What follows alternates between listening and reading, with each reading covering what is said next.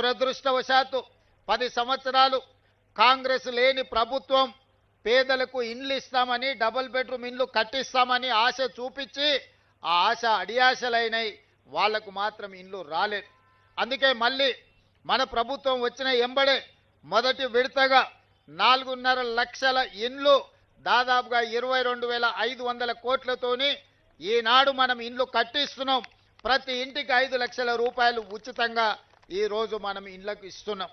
అందుకే ఈరోజు మా ఆడబిడ్డల పేరు మీదనే ఇండ్లు మంజూరు చేస్తున్నాం. మా ఆడబిడ్డలకే పెట్రోల్ బంకులు ఇచ్చినాం.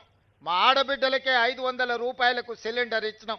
మా ఆడబిడ్డలకే ఈరోజు సోలార్ పవర్ ఉత్పత్తి చేసే అధికారం ఇచ్చినాం. ఆడబిడ్డలకు ఆర్టీసీ బస్సులో ఉచిత ప్రయాణమే కాదు, బస్సులకు యజమానులను చేసినాం.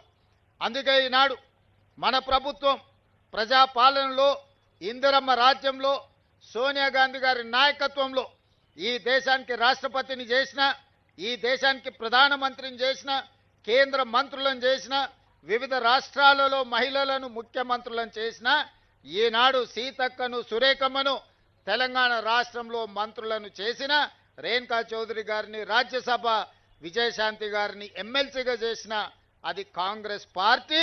సోనియా గాంధీ గారి నాయకత్వంలోనే మహిళలకు ఈ గౌరవం దక్కింది.